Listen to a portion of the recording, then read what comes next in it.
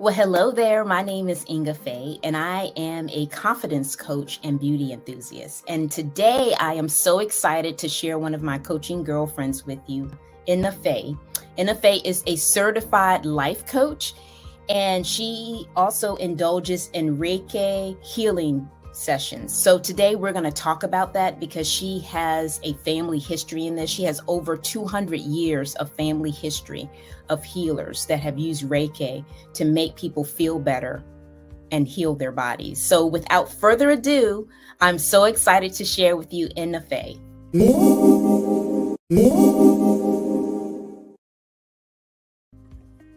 Hey, Inna. Hi, Inga. So nice to see you.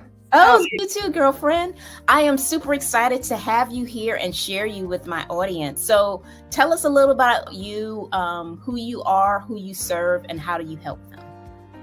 Hi, so I am a life coach and I'm a certified relationship coach. I love that stuff. But yes, we are talking today here about Reiki sessions. And I'm super excited about that because Reiki is wonderful and one of the most important tools to make you feel better. I do them on myself, like right in my morning routine. I do yoga and I finish in Shavasana laying down on the floor, and then I just do Reiki, touching myself there, and it just feels so awesome to finish that. So that's mainly what I do, life coaching and Reiki sessions. So who are the people that you serve? I mean, do you have a specific clientele or do you serve everyone? Tell us a little bit about who's in your target market. So basically the target market is people who suffer with something either in life, they feel stuck, there's some uncomfort, or there's physical pain, sleep problems, anxiety, because Reiki is the best tool for that. So that means you work with men as well as women? Yes. Awesome. And how long have you been doing that? I know you have a long family history of that, but how long have you been engaging in helping people heal via Reiki? So I did not first know that it's actually Reiki. And when I heard that my great-grandmother, she was alive at the time, when my family started to talk to me about it, that she's actually a healer in town. She was healing people all her life. People would just come home to her and she would put her hands on their head and the headache is gone or something like that. I was like 14 at the time, and they tried to do that on my friends, and it actually worked all the time. So I was healing my friends when I was like 14, 15, something like that. Then I think my parents didn't actually think it's quite a good idea, because God knows where this pain goes. What if it goes in you? It's scary, stuff like that. So I actually stopped. And then I was in the therapy. Now it's like over 5 years, and at some point my therapist actually mentioned that there's energy work exists and Reiki is part of that. It's energy healing. You can try it, you will absolutely love it. And I was married for 15 years and my ex-husband is PhD in astrophysics, so the word energy never worked. We all about like science and hard science. So I was like, energy, I don't know. He says it doesn't even exist, but I'll try because I do believe that my therapist wants me good. So when I tried that, it was just mind-blowing experience. I loved it so much. It was actually done on the phone. My practitioner lives in Florida and I'm in New Jersey. So we had huge distance between us, but it felt like she's right next to me, almost like touching me. It was phenomenal. So I do a lot of sessions on the phone as well for people, and that's how I started. Awesome. So tell us a little bit about what is Reiki. Sure. So in the official certification, when you get that, they say that Reiki is an energy healing. What happens is that the word Rei means universal. The word K or Chi or G is energy that all animal, humans, and plants have. So through the practitioner, energy draws into the body of the client is a universal energy. Like, it's not my energy goes to you. We don't have energy exchange there. It's purely your body draws in the universal energy in order to heal itself. I also like studying like clinical psychology, neurophysiology, stuff like that. So there, they say that you get into such a deep meditative and also relaxed state that your body heals itself by promoting local immunity. So it's literally like your body heals itself with the help of Reiki sessions. Wow. So where did you study this? Because I know you said you have a family history of it, but did you take any type of courses outside of I guess maybe your family members teaching you how to do it, or how did you get involved? In my family, that gift was going from great grandmother to generations skip, and then again to great grandmother. So it was me, my great grandmother, her great grandmother, and her great grandmother, and then we lost it because it's like 200-300 years ago. That's all we know, that it's a woman in the family 2 generations apart. So I was like 14-15, she was like 95. She did not teach me, and it's not confirmed that was actually Reiki. I don't know. It was just her hands and her own magic. And Reiki, I did study. There's millions of courses online, because you always start with yourself. So in any courses, they give you first Reiki level 1, then they do attunement on you, opening like channels for you, so you feel more of this energy coming into your body. Then you're supposed to practice it every day for a month, for an hour on yourself.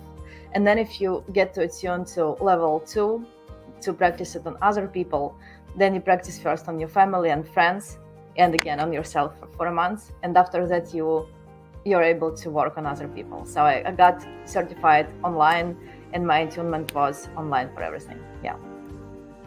So it sounds like it's almost about a year process then? It's, I don't know, whatever amount you need to just take a course. It's basically a few hours to just read, to learn the history of Reiki and what it is exactly and how it works, to learn the symbols. And then it's 1 month to work on yourself, and then you can start working on other people. I don't think it's a year process. I think it was a couple months for me. Oh, okay, cool. But you have a background history in it though. So I'm sure your learning curve was not like the average person, because you kind of had a general idea about it initially. What I feel about it is it's more intuitive for me. Like I sense a lot from people. I had a client, she was my old client for another business, and she lived in other town.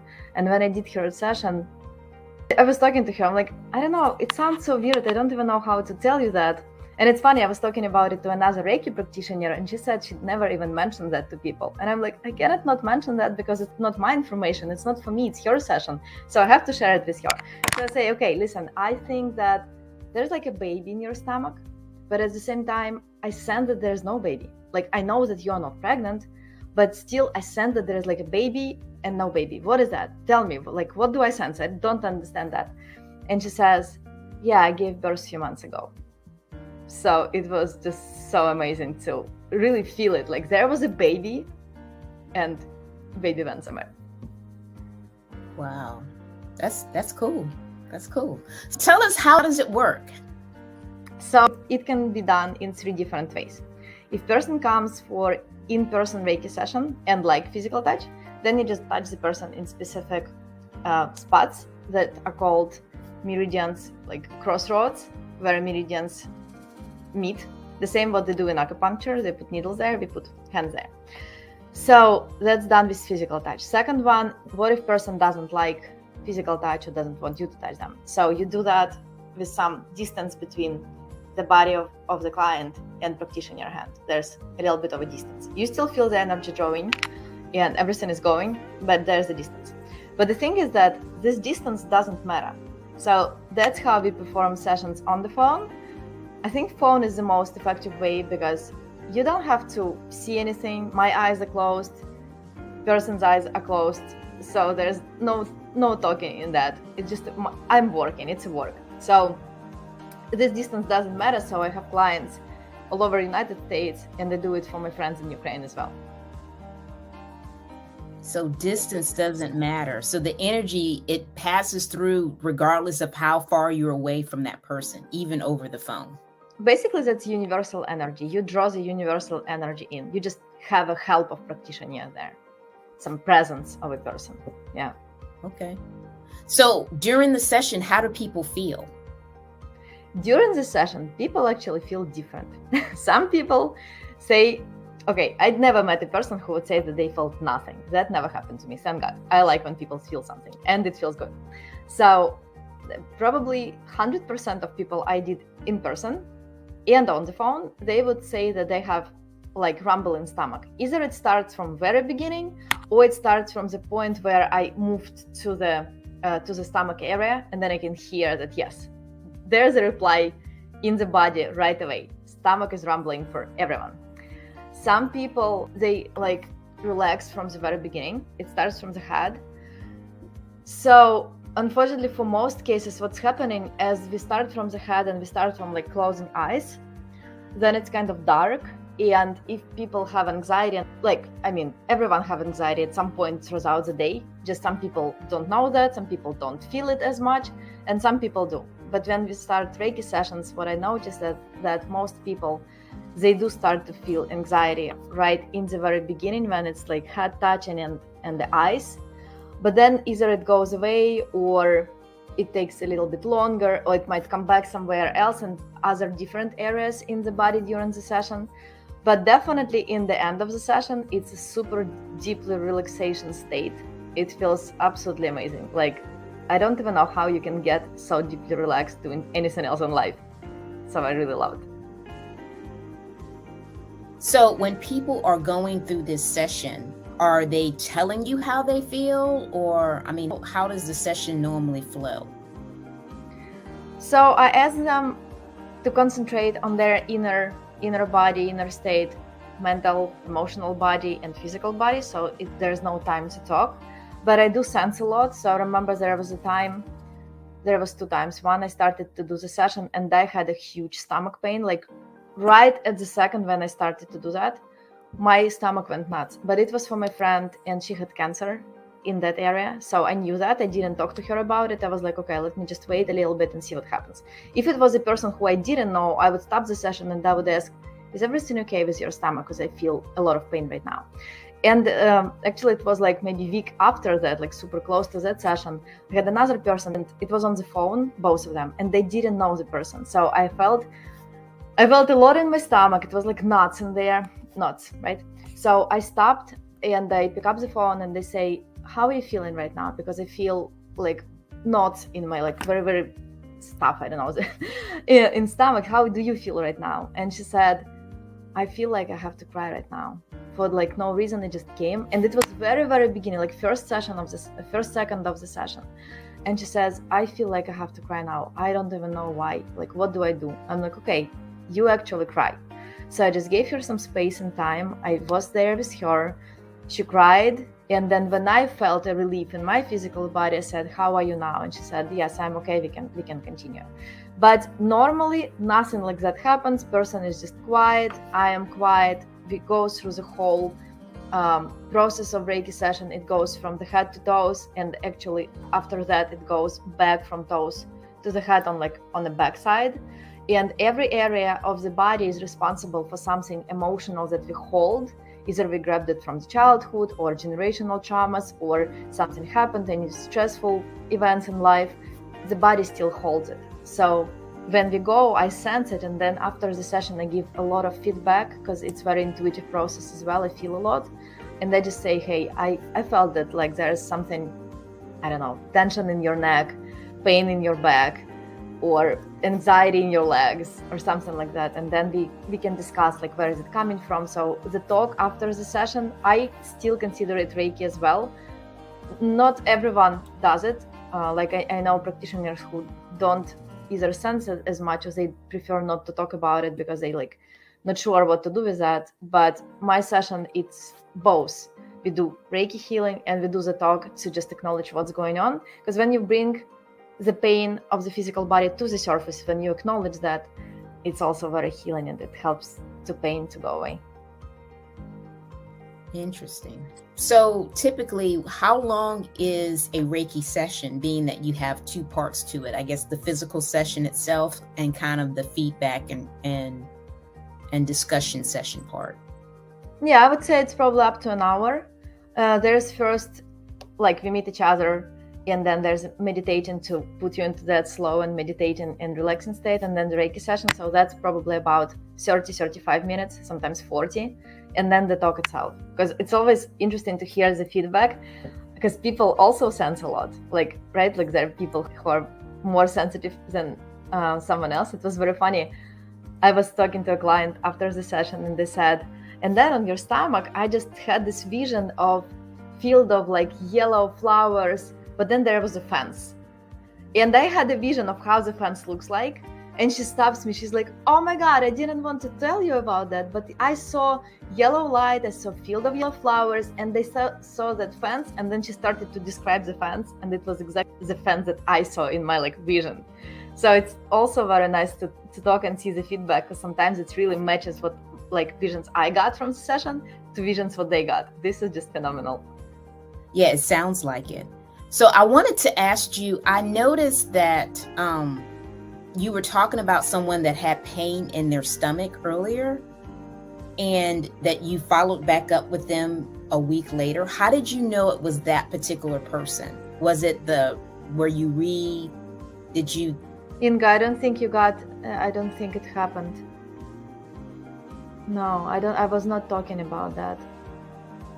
I'm sorry. I thought you said that you had talked to someone that had pain in their stomach, and then a week later you followed back up with them. No, that was another client. There was a person who had cancer, so I had pain in my stomach when I started the session. And then I was talking that there was another woman. It was another session, but it was very close to the first session. It was a week later. And when I started her session, I had the stomach pain again. There was feeling of knots in my stomach. So I asked a person, how are you feeling? And she said, oh, I need to cry right now. That was that story. It's two different people. Right. But I guess that's what I was asking is, how did you know which person that stomach pain related to? Because it was you made it sound like it was a similar pain. That I guess that's what I was trying to. I don't understand the question. How did they know what? Well, you had your friend that had cancer, mm-hmm. and you had a stomach pain, and then you had the person that mm-hmm. that was gonna cry. Mm-hmm. So, unless I misunderstood, it sounded like that was something that happened. These two sessions happened close together to one another. Mm-hmm. So how did you know which person that the stomach pain related to is what I was asking. How did I know the person, or how did I know that? How did you know? You said you felt it in your stomach. One yes. was your friend that had a cancer. The other one was from yes. the girl that cried. Mm-hmm. A week later, revelation, was that after both of these sessions, or was it? No, it was right on the session. First session was with a friend who had cancer. So I felt the pain and I was like, okay, I don't have to talk to her because I know what's going on. And a week later, I had a woman when I sent pretty much the same, but I was talking to her right on the session that happened. So she said, I need to cry. I was like, okay, if you need to cry, you have to cry now. Let's cry here. And then she cried and she felt better like immediately, because I sent in my body, I stopped having pain and I started to talk to her. I was like, how are you now? She said, I'm okay now. Okay. You can continue as a session. And we just went on the session. Okay. That's what I was trying to understand, because it sounded like it was two different incidents, but I didn't know how you were able to determine which person it was. No, because it's right on the session, so I know who I work. Yeah. Okay, got it. Do you ever have kind of a revelation type of session that I thought you were describing before, where you may have a stomach pain from a session that you maybe had a week ago, but how do you know which person? Oh, no. Yeah, it does not happen because the session the Reiki is working specifically on this time and for this person. Okay. You set intention. Yeah, you set intention, you kind of grab this energy, give it to this person. And then after the session, you end. There's like a ritual to end the session to make sure that no more energy is going, because what if person doesn't need more? Some people feel tired after the session, so obviously it's not good for them to have more than it was. And some people feel super energized, but you don't know what's going to happen to the person. And the effect is for 48 hours. So yeah, it has a start and it has an end. Okay. That's what I was trying to understand. Yes, obviously. Yeah, of course. Okay, cool. All right. So then, based on what you're saying, you can do this online or in person. Yes. Which way do you prefer? It's interesting. It depends on my day, on how I feel. Sometimes I just like that it's on the phone because it's more relaxing for me to just be home. You are supposed to wear super comfortable clothes, no jewelries, nothing, like you're super free. So this way I'm more free.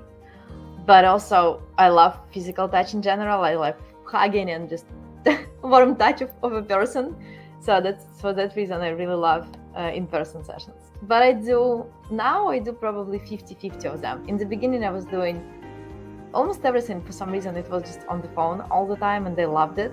But now a lot of people coming in, so it's 50-50 now. So you pretty much talk to clients all over the world, sounds like. Yes. Cool. Yeah. And then how do your clients find you?